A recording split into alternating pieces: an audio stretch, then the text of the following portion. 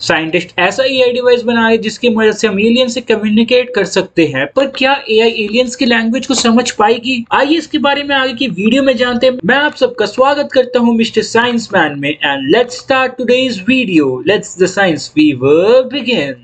जैसे कि Hollywood movies में दिखाते हैं कि एलियंस इंग्लिश में ही बात करते हैं, एंड बॉलीवुड मूवीज में दिखाते हैं कि ट्यून बजाने से एलियंस अर्थ पे आ जाते हैं। असलियत में इतना भी इजी नहीं होगा, बट एआई हमारा काम इजी जरूर से कर देगी।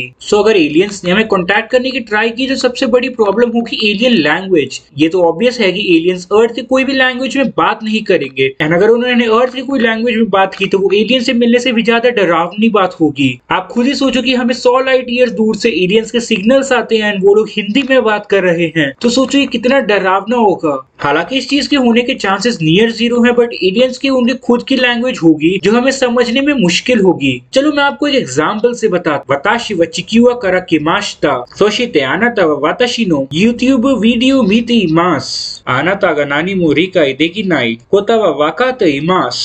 अगर आप लोगों की लैंग्वेज आती होगी तो आप आसानी से समझ जाओगे कि मैंने क्या बोला होगा, पर यहाँ पे ज्यादातर लोगों को समझ नहीं आया होगा कि मैंने ऊपर क्या बोला। मैंने ये जापानीज में बोला था एंड मैं आपके लिए ट्रांसलेट जरूर से करूंगा। I am from earth and you are watching my YouTube video. I know you can't understand anything. अब इसको 10 सेकंड पीछे करके इसके जापानीज वर्जन को फिर से सुनो।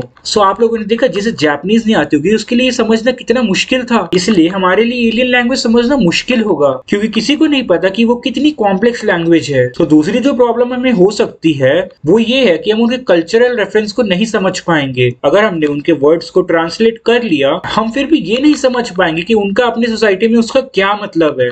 फॉर एग्जाम्पल, इंग्लिश का वर्ड पंच का मीनिंग होता है जब कोई ह्यूमन दूसरे ह्यूमन को मुक्का मारता है, बट वहीं हिंदी में पंच का मीनिंग होता है 5। कुछ साइंटिस्ट ये मानते हैं कि एलियंस अपने मैसेज को जितना हो सकता है उतने सिंपल बनाने की ट्राई करेंगे। हो सकता है कि वो कोई सिंपल मैथमेटिकल सीक्वेंस हो जो कोई बेसिक आइडिया को कन्वे कर रहा हो, जैसे कि we are here, you are not alone. But क्या हो अगर उनकी लैंग्वेज कुछ ज्यादा ही कॉम्प्लेक्स हो? हेलो एजेंट 11, आई थिंक ये सही समय है हमें हमारा मेन गैजेट यूज करना चाहिए। Over and out. Agent 11 here. Okay, enabling AI system checking.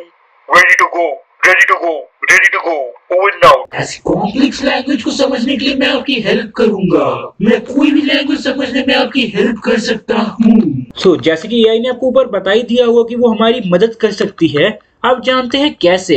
इसके बारे में जानने के लिए हमें इंफॉर्मेशन थ्योरी के बारे में जानना होगा, which help us measure how complex a language is. It's like breaking down any form of communication into smaller units or bits. Language में रूल से सिंटैक्स होते हैं जो डिसाइड करते हैं कि ये बिट्स कैसे अरेंज होंगे। एग्जाम्पल के लिए इंग्लिश लैंग्वेज में क्यू कोई भी वर्ड के स्टार्टिंग में होता है तो उसके बाद यू आता है, एंड उसके बाद यू में कुछ और लिमिटेड लेटर्स आ सकते हैं। मान लो कि इनके बीच में गैप है, जैसे Q U dash dash dash के। अब सिंटैक्स के कारण हमें पता है कि इस गैप में कुछ कॉम्बिनेशंस ऑफ लेटर ही फिल हो सकते हैं, जैसे एसी। क्यू यू जो हमारे पास पहले थे उसके बीच में हमने एसी डाल दिया एंड लास्ट में के, ये बन जाता है क्वैक, या फिर AR जो हो जाता है क्वार्क, या फिर IC जो हो जाता है क्विक, एंड लास्ट में IR जो हो जाता है क्वर्क। बट अगर ये वर्ड एक सेंटेंस का पार्ट है, जैसे the duck went QU dash dash के, तो सेंटेंस के कारण हमें ये तो पता चल गया कि मिसिंग लेटर AC होगा एंड वर्ड क्वैक होगा। रूल्स जानने से हम इनकम्प्लीट सेंटेंस को कंप्लीट कर सकते हैं। आई होप आपको ये समझ आ गया होगा। शैनन एंट्रोपी की मदद से आप किसी भी लैंग्वेज की कॉम्प्लेक्सिटी को जान सकते हैं, एंड हमारी ह्यूमन लैंग्वेज उनकी हाईएस्ट शैनन एंट्रोपी के लिए जानी जाती है, जिसका मतलब वो कॉम्प्लेक्स है। अब ये जानते हैं कि एआई हमारी मदद कैसे कर सकती है एलियन लैंग्वेज को समझने के लिए। आइए एक एग्जांपल की बात करते हैं। डेनिस हर्निंग्स जो कि एक रिसर्चर है, उन्होंने एआई का यूज ये जानने के लिए किया कि डॉल्फिन्स कैसे कम्युनिकेट करती हैं, क्योंकि उनकी भी लैंग्वेज कॉम्प्लेक्स है। एआई डॉल्फिन्स के साउंड को यूनिट्स में ब्रेक डाउन कर सकती है, उसी तरह जैसे कोई भी लैंग्वेज में वर्ड्स होते हैं। एआई इसमें रिपीटेड पैटर्न्स एंड डिफरेंस को देखती है।